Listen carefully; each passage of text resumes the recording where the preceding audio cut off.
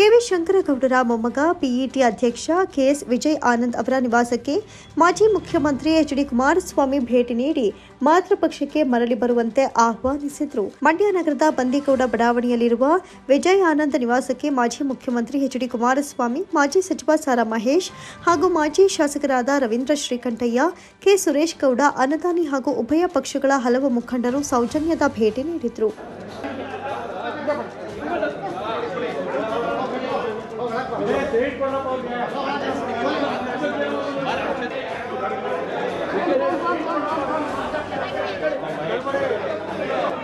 ಹಿಂದಿನ ಕಹಿ ಘಟನೆಗಳನ್ನು ಮರೆತು ಮಾತೃಪಕ್ಷಕ್ಕೆ ಮರಳಿ ಪಕ್ಷದ ಬಲವರ್ಧನೆಯಲ್ಲಿ ತೊಡಗಬೇಕು ಹಾಗೂ ಮೈತ್ರಿ ಅಭ್ಯರ್ಥಿಯಾಗಲಿರುವ ನನ್ನ ಗೆಲುವಿಗೆ ಸಹಕಾರ ನೀಡಬೇಕು ಅಂತ ಮನವಿ ಮಾಡಿದ ಕುಮಾರಸ್ವಾಮಿ ಅವರ ಆಹ್ವಾನಕ್ಕೆ ಮನಸೋತ ವಿಜಯಾನಂದ್ ನಾಳೆಯಿಂದಲೇ ಪಕ್ಷದ ಕಾರ್ಯಕ್ರಮಗಳಲ್ಲಿ ಭಾಗಿಯಾಗುವ ಭರವಸೆ ನೀಡಿದರು.